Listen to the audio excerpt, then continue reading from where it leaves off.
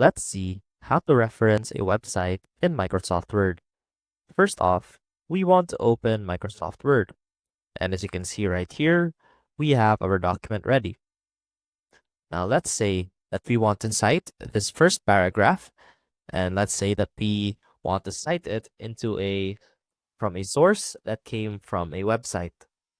So to do that, simply highlight your text, click on the References tab, and right here, click on Insert Citation, add a new source, and make sure that you change your type of source into a website.